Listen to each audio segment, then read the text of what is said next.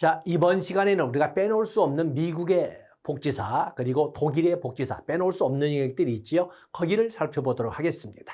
자, 먼저 미국의 복지사 그러면 많은 복지의 연장선상이 있습니다만은 우리가 현대 복지사에서는 역시 1929년 세계대 공황을 안 입을 수가 없습니다. 1929년 그러니까 20년대 말이니까 1930년대 이전과 30년대 이후는 판이한 이런 그 형상으로 이렇게 나타납니다.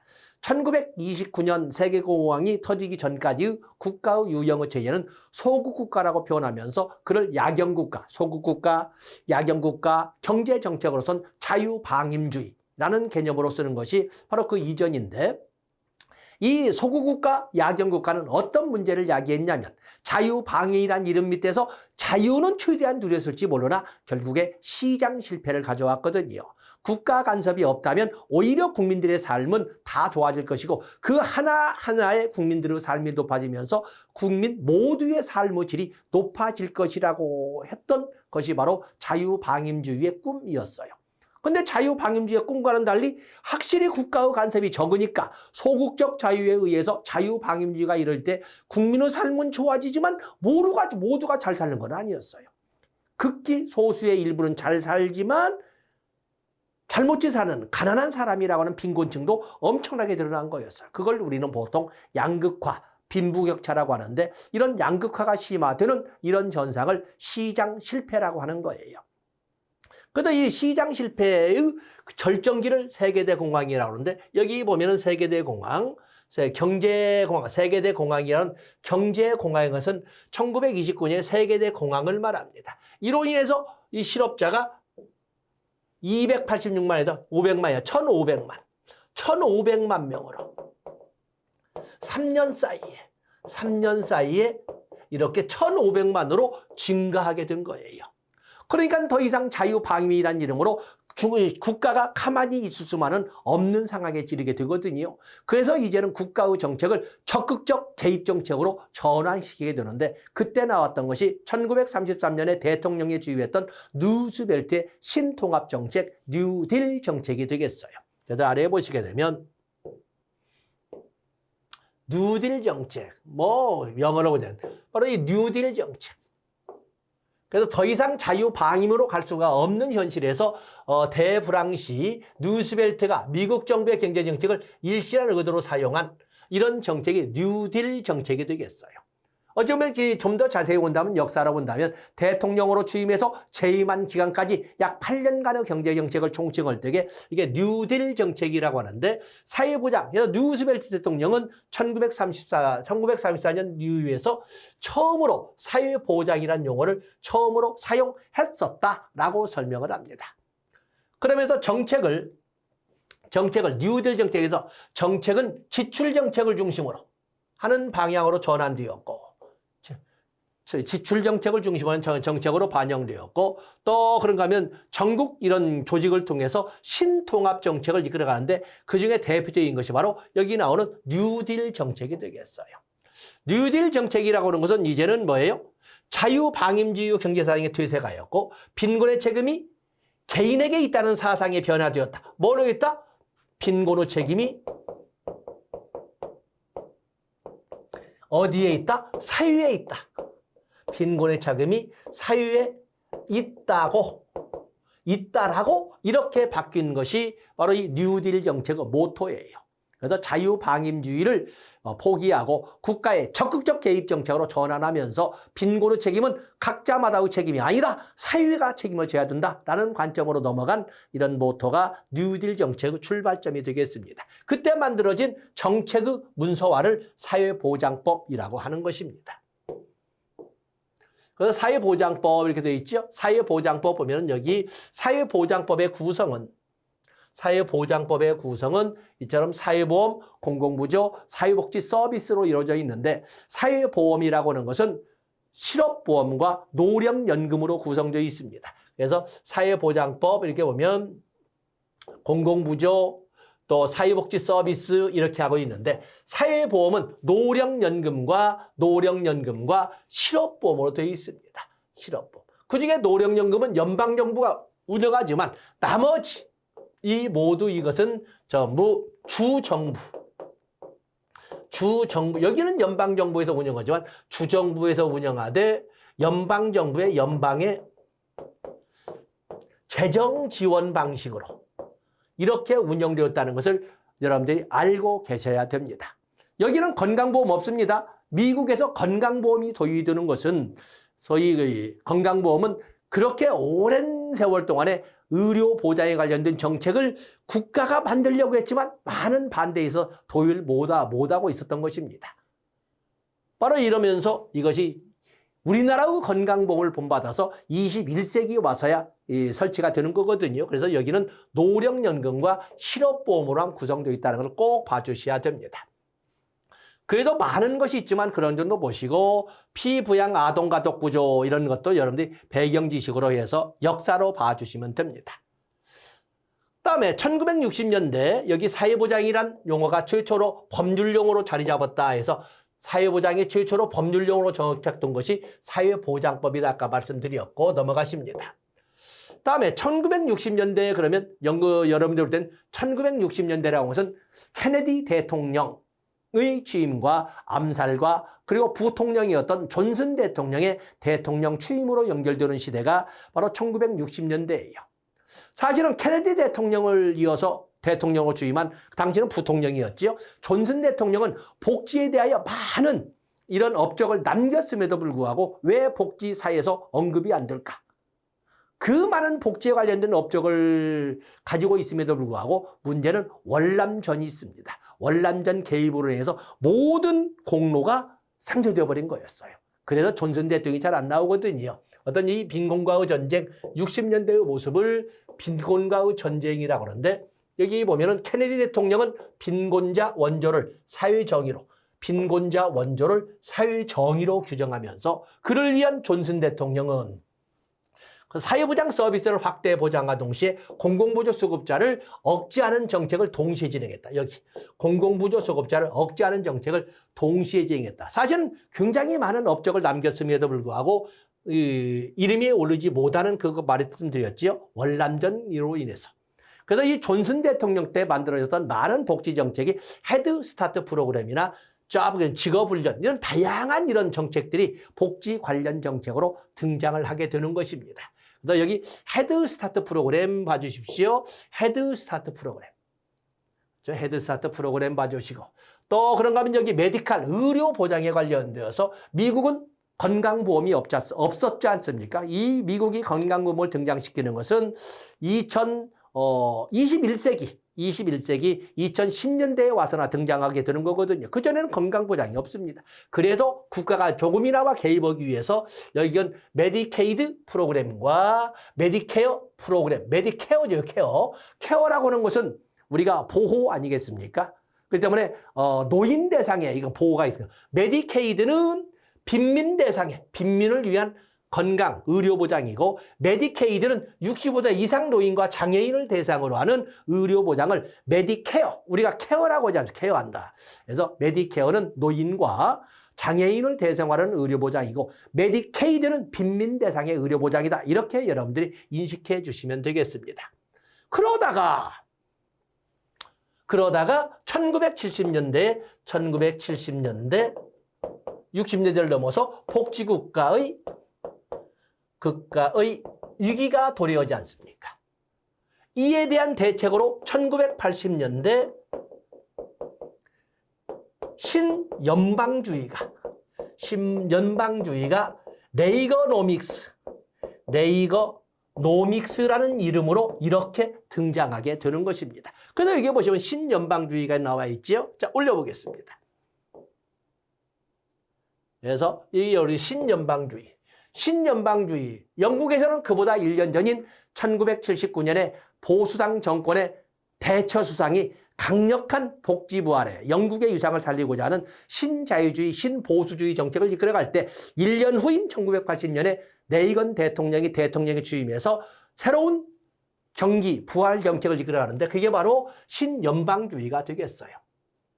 1970년대 석유 파동이 일어나면서 세계적으로 경기가 침체되었고, 그렇죠? 이런 과정에서 미국의 경제라고 안정적으로 있었겠습니까? 그를 부활하기 위해서 그래서 1980년대 레이건 정부가 들어서면서 자유주의 사상이 등장했다. 그러면서 연방정부의 역할의 최소화, 그냥 도움이 필요한 사람이 아니라 절실한 욕구자만이 혜택을 받는 선별적 서비스. 뭐냐면 정부 역할의 최소화, 국가 역할의 최소화, 또 보편주의에서 선별주의로 전환, 자조정신의 함양, 전부 우리가 대처린주의에서 봤던 거 아니겠습니까? 또 보호도 단기간 보호, 이런 특징을 가진 것을 우리가 신연방주의라고 하고 있습니다. 그래서 연방정부의 복지 기능을 축소하면서 기업인의 이익을 증대시킨 정책, 이것을 신연방주의라고 한다. 이 이름을 여기 나오는 네이거노믹스라고 한다라고 지금 말씀을 드리고 있는 것입니다. 그래서 네이거노믹스 이런 특징이 쭉 아래까지 나와 있습니다만, 네이거노믹스는 결국에 위대한 미국의 재건을 꿈꾸는 이런 정책으로 정부 역할 최소화, 이 콤마가 나와 있군요. 정부 역할 최소화, 또 그런가 하면 수요 중심의 정책에서 이제는 정책이 고전경제학이던 아담스의 고전경제학, 소위 소국국가, 야경국가였던 1930년대 이제는 고전경제학, 수요 공급 곡선으로 이끌어지는 이 경제가 1930년대 이후 복지국가, 적국가로 넘어가면서 케인즈의 유효선으로, 그래프는 소위 필립스 곡선으로 이렇게 전환이 되는 거거든요.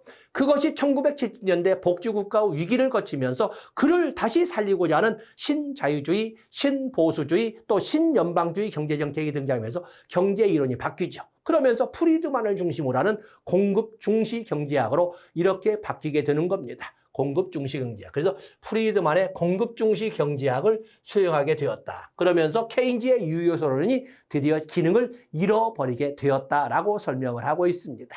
그래서 레퍼 곡선에서 여기 프리드만의 공급 중시 경제에서는 레퍼 곡선이라고 하는 이런, 그래서 가장 높은 이펙트 효율이라는 것은 소위 세율을 얼마큼 거대할 것인가. 세율이 적당할 때, 세율이 적당할 때가 좋지, 세율이 너무 낮아도, 세율이 너무 높아도 오히려 마이너스라는 그 그래프를 쓴 것을 우리가 레퍼 곡선이라고 합니다.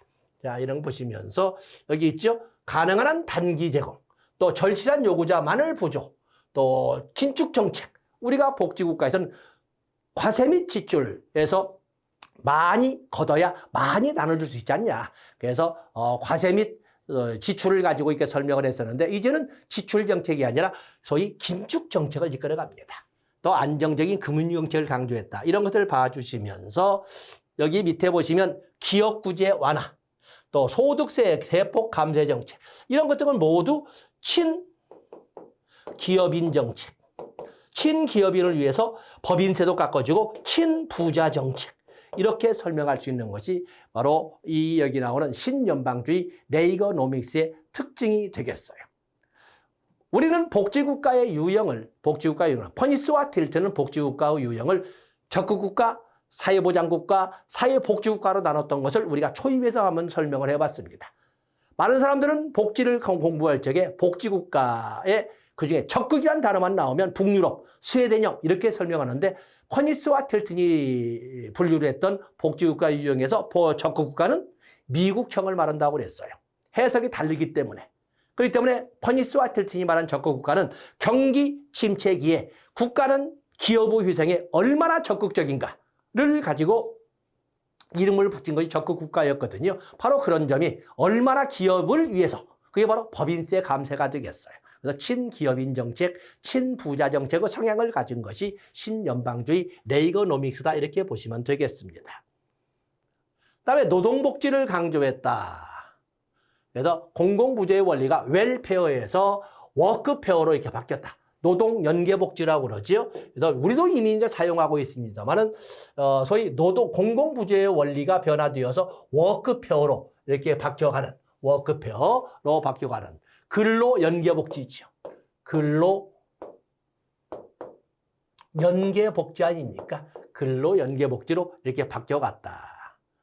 그러면서 1990년대 미국의 출제 비중은 그렇습니다만 1990년대 미국의 사회복지에 걸로서는 가족에 대한 소득 지원 프로그램이 많이 등장했다. 가족에 대한 소득 지원 프로그램이 많이 등장했다. 특히 여기 탐프라고 하는 템포랄리라고 하는 빈곤 가족을 위한 한시 구조가 등장했다. 내용까지 보기는 그렇고 1930년대 만들어지고 60년대 체계화되었다고 하는 피부양 아동가족 구조라고 하는 AFDC가 약해지면서 ADC가 AFDC로 만들어지다가 1990년대에 삭제되고 탐프로 바뀌었다라는 그 역사 그 정도 보시면 됩니다. 그래서 여기 보면은 빈곤 가족을 위한 부조를 하되 한시적으로 5년을 상한으로 하는 한시적 구조지 언제까지나 도와주는 것은 아니다. 그래서 빈곤 가족을 위한 한시적 부조 제도를 탐프라고 한다. 이렇게 보시면 됩니다. 그 외에도 신분권 제도나 보충적 소득 지원 프로그램, 근로소득 환급 프로그램. 여기 나오는 근로소득 환급 프로그램은 우리나라의 근로소득세에 우리나라 근로소득세에 대한 근로소득세 기원의 의미를 갖는 것이 바로 미국의 EITC라고 합니다. Earned Income Tax, earned 벌어서 텍스, earned income이니까 earned income은 근로소득이죠. 근로소득. 거기에 붙이는 세금을 earned income tax라고 합니다. 그것이 너무 작았을 때에는 적어도 세금 낼 만큼을 오히려 환급의 개념으로 채워주는 것을 earned income tax credit라고 해서 EITC라고 합니다. 그래서 여기는 그 미국의 신연방주의 연장선상이 1990년대의 모습을 보여주고 있지만 이것은 우리나라의 입장으로 본다면 우리나라의 근로소득세의 기원의 제도를 갖는다. 기원의 의미를 갖는다. 이렇게 보시면 됩니다. 다음에 가족 취업 양립 지원 정책 뭐 이런 것도 등장하고 돌봄 및 양육 지원 프로그램 이런 제도도 1990년대에 등장했다. 특히 돌봄 및 양육 프로그램도 우리나라 뭐 이렇게 내용까지 볼 것도 없고 우리나라도 2019년부터 2005년도 커뮤니티 케어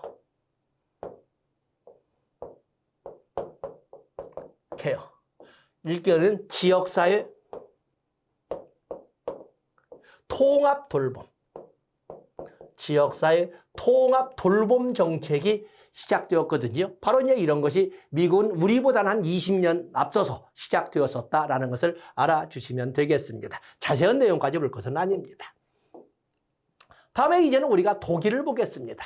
이제는 독일 그러면 뭐 잊혀진 나라나 다름없는 것처럼 글쎄 독일 이제는 오히려 우리나라의 군수 산업을 둘러싸고 서로 다투고 있는 왜냐하면 유럽을 지배했던 군수 산업의 제1 국가가 바로 독일 아니었습니까? 근데 거기를 치고 들어가서 많은 지역을 지금 뺏어가고 있는 것이 우리나라거든요. 그러다 보니까 독일과 우리나라는 전 세계에 있어서 군수 산업을 둘러싸고 있는 라이벌 이런 국가의 입장에 있습니다. 근데 이 독일의 사회복지 발달사 많은 이런 역사가 있습니다만 우리가 반드시 가져가야 할 것은 비스마르크 사회보험입니다. 그래서 여기 함부르크의 구빈제도도 있고 함부르크의 구빈제도 쭉 넘어갑니다. 엘버펠트 제도도 있고 다 그렇습니다. 일단 넘어갑니다.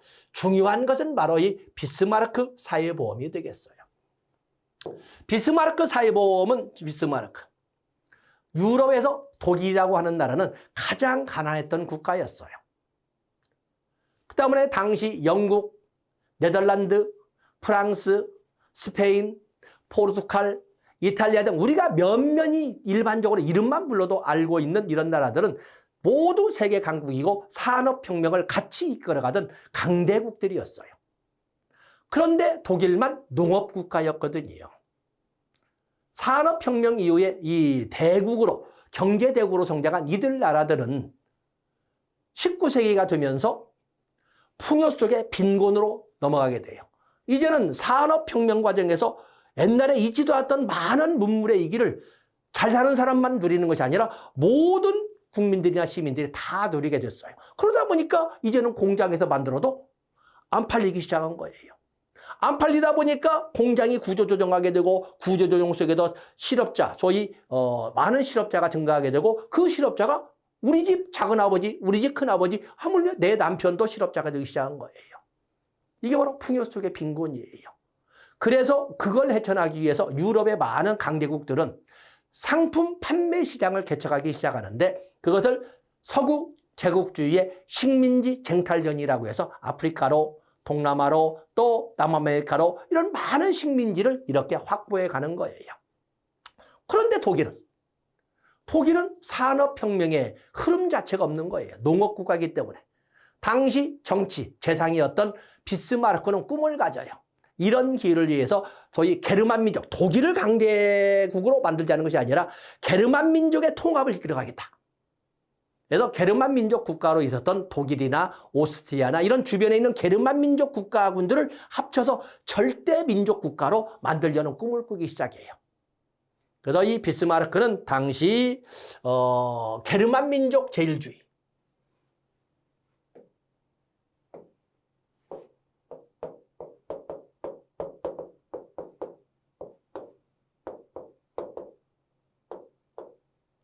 게르만 민족 제일주의를 강력한 국가 건립을 꿈을 꾸는 거예요. 그런데 문제는 게르만 민족 국가 통합을 시도하고 있는데 뭐가 등장해? 칼 마르크스와 엥겔스의 공산주의 사상이 등장하는 거예요.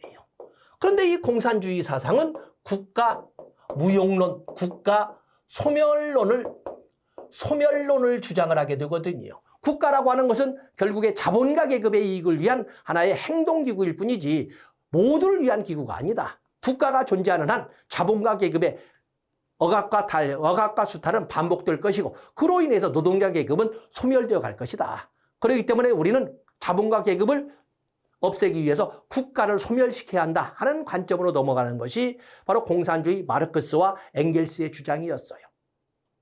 바로 그를 이끌어갔던 사상을 사회주의 사상이라고 하거든요. 이건 비스마르크 사상과 다르잖아요. 강력한 게르만 민족 국가를 만들어서 뭔가 그동안 당했던 수모를 씻어보자 하는데 국가를 없애자고 하니, 그래서 이에 대해서 비스마르크는 채찍과 당근 정책을 피게 되는 거예요.